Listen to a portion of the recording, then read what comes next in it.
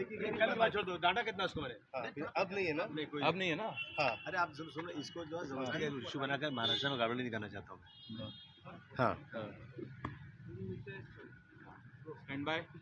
देखिए आजमी साहब, एक ही सवाल पूछता हूँ कि आजमी साहब आज विधानसभा जो है वो तहकूब हुई है, आपने जो स्टेटमेंट किया तो आपको बॉयकॉट करने की और आपकी विधानसभा में कोई जगह नहीं है, ऐसी बात की है एकनाथ शिंदे ने। नहीं, देखिए ऐसा है कि मैं जब कल बाहर निकला असेंबली से पहले दिन, तो प्रेस वालों ने मुझे कहा कि आसाम के मुख्यमंत्री ने राहुल गांधी की तुलना जो है औरंगजेब से किया है।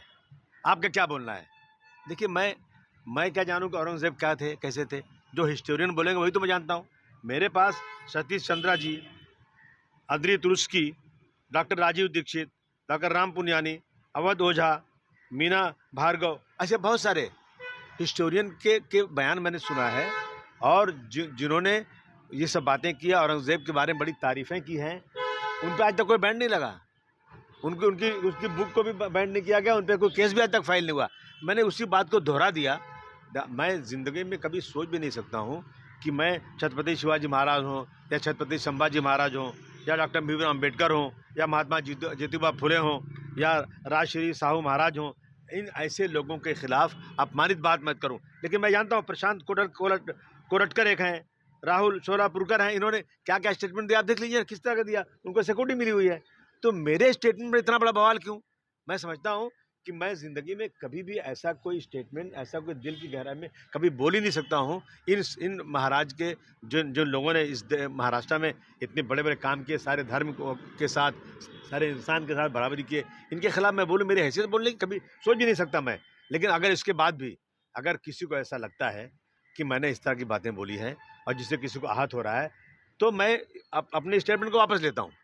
लेकिन मैं जानबूझकर मैंने कोई नहीं, जब प्रेस वाले आगे सवाल 10 करते हैं उसमें बातें निकल जाती हैं। लेकिन मेरे स्टेटमेंट में इन जो है हिस्टोरिकल के स्टेटमेंट के ऊपर मैंने जो तारीफ़ किया है, लेकिन मैंने एक लफ्ज़ भी किसी महापुरुष के खिलाफ, संभाजी महाराज के खिलाफ या छत्रपति शिवाजी महाराज के खिलाफ कहीं नहीं बोला है।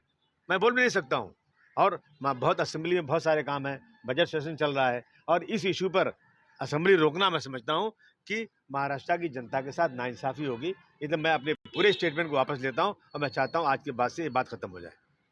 आदित्य ठाकरे तो आपके ऊपर एफआईआर हुई है सर? नहीं, ठीक है, एफआईआर मेरे ऊपर हुई है, लेकिन ये जिन लोगों की जिन हिस्टोरिकल की स्टेटमेंट पर मैंने स्टेटमेंट दिया, उन पर क्या हुआ आज तक? जो स्टेटमेंट इस तरह दे रहे हैं, बहुत सारे लोगों के स्टेटमेंट है, आप निकाल के देख लीजिए।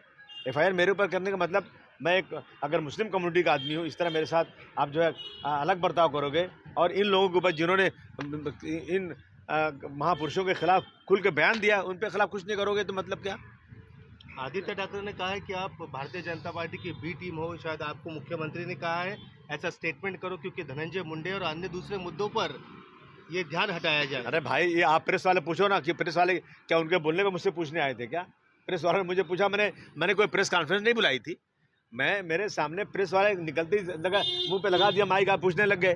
तो मैंने इसके जवाब में इन जो है हिस्टोरिकल लोगों से मैंने जो सीखा था, जो पढ़ा था, वही मैंने बोल दिया।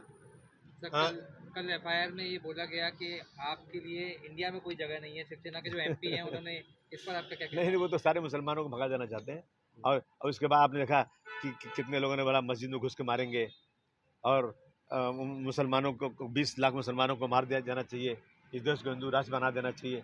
तो ये सारे स्टेटमेंट बहुत अच्छे हैं, इन पर कोई कार्रवाई नहीं होगी। और मैंने कोई हिस्टोरियन के स्टेटमेंट को दोहरा दिया तो मेरे पे इतनी बड़ी कार्रवाई होगी, मतलब क्या है इसका? आज शिवसेना बीजेपी के विधायक जब प्रोटेस्ट कर रहे थे, वो कह रहे थे कि आपने कहा कि औरंगजेब सबसे अच्छा राजा थे, तो वो ये सवाल ये भी पूछे कि दारा शिकोह को किसने मारा, शाह शुजा को किसने मारा, गुरु तेग बहादुर को किसने मारा, ये उनको क्यों नहीं दिख रहा है? देखिए, मुझे सब दिख रहा है। सत्ता ये जो है ना, ये राजकाज में धर्म को मत लाइए। राजकाज में लोग जो हैं अपनी सत्ता बढ़ाने के लिए, अपनी जो है हैसियत बढ़ाने के लिए करते हैं। इसमें कोई धर्म का लेना कुछ नहीं है।